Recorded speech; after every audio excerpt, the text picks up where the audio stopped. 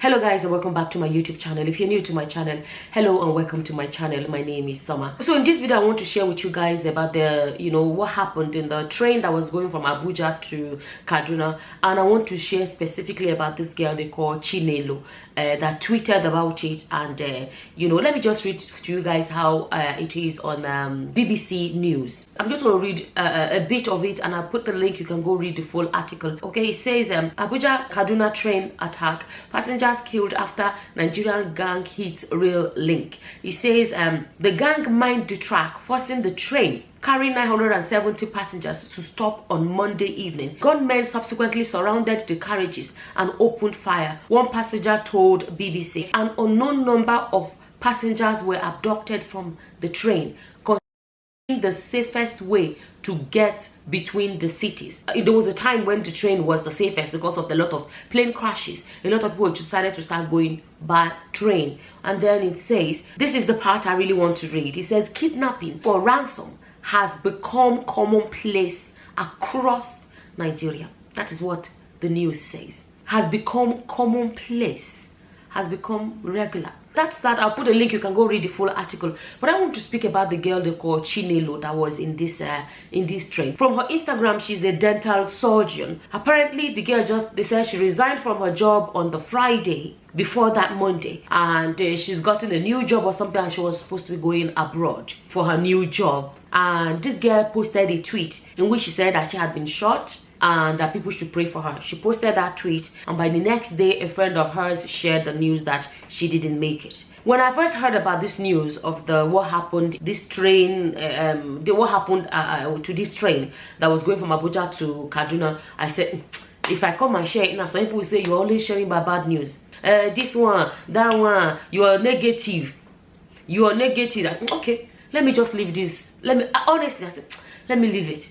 And then the news then came about the Chinelo. And then it brings back the fact that, I always say it in my videos, it's easy to say, don't talk about that, don't talk about that. But if you put the human cost behind it, or the human beings involved in this so-called negative news, if it's your family member, you would want the news to be shared. For me, when something is happening and something else happens, to reconfirm what I was saying, I see it as a sign that what I was doing before was actually right. I say a lot of these things we share. It's easy to say, don't share it, don't share it. Don't talk about it, don't talk about it. But if it is your family member or if it is you wouldn't want it to be brushed under the carpet. The same way on a street, because somebody on your street exited this world and they are doing funeral. And then on Monday is a naming ceremony, because that is a joyful one. Oh, let's share about the naming ceremony. Let's go rejoice. Let's go focus on the positive thing.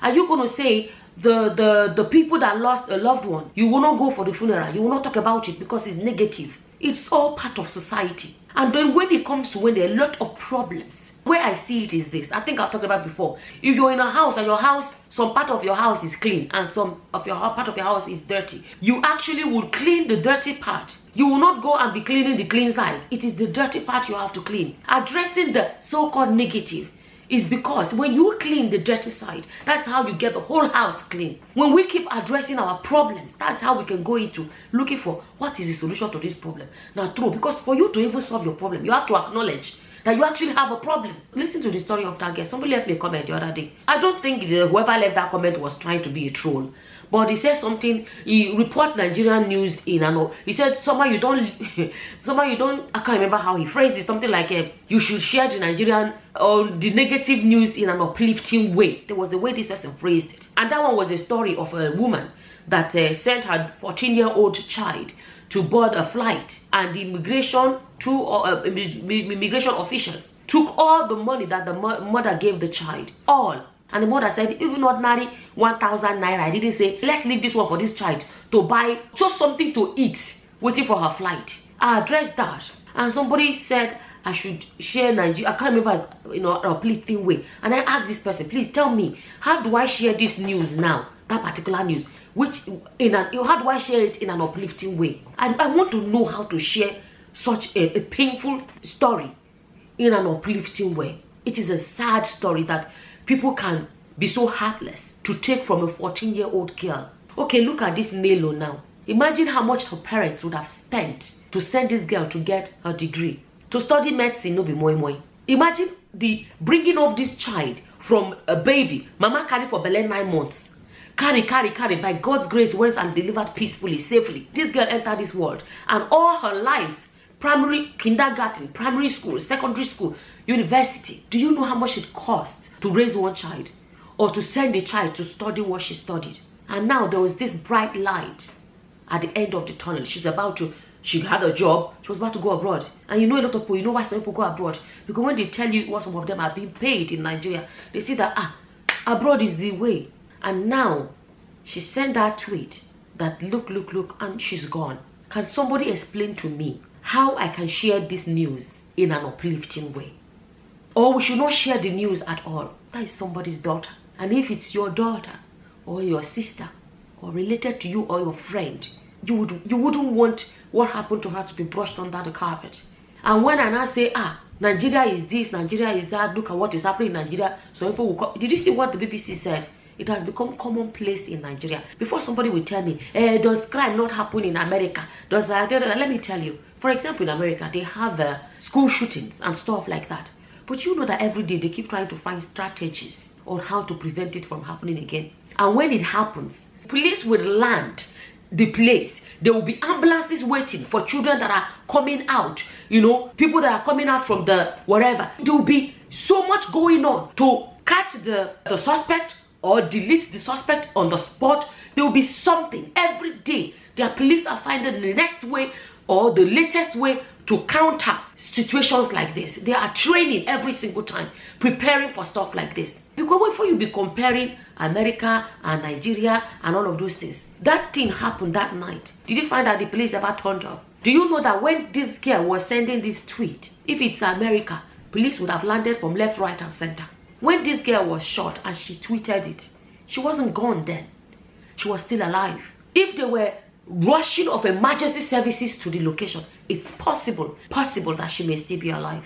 And Nigeria, it can happen. Till the next day, police never reach there. We should always talk about the problems we have. Because acknowledging that you have a problem is the beginning of actually trying to find solutions to your problems. You see the way they said kidnapping has become commonplace. Do you know when this kidnapping thing has started in Nigeria? Till today, our government does not seem to have a control over what is happening in that country. By now, it is still a problem as if it started. It's worse today than it was when it started. So before you talk about America, ask yourself, if it's America, will this kidnapping problem still be as bad as it is today? Another thing I want to say, when you're comparing to America, a lot of people will commit to atrocities like this, a school shooting, whatever. The suspect is always caught or deleted. Nigeria, kidnappers that kidnapped years ago are still doing it today. How often do they get caught? How often do the victims ever get any justice? Do you know what it is to go to a place and a whole school, they would collect a whole school of 700 children? There was one that happened. It was even parents that were using their own money to sort out kidnappers so they can get their children back. It has happened now. Everybody has gone home. If it's we don't even know what investigation is going on. They may say they are investigating, but we know there are a lot of them. A lot of these kind of cases have happened before, and they are still happening every single day. Somebody should say, could come and say negativity, you're posting this that is going on, you are this, that, you know, the same thing. You know, since now there's been war in Ukraine, you see the way a lot of Ukrainians, they are posting about it non-stop. Ukrainians that live in Ukraine, that have YouTube channel, they are posting about it non-stop. The ones that even still stayed in the war and they are still living in their homes have been bombed and everything, they are still staying, but they are uploading videos regularly about Ukraine. They are not stopping the story. And SARS that we were posting about non-stop.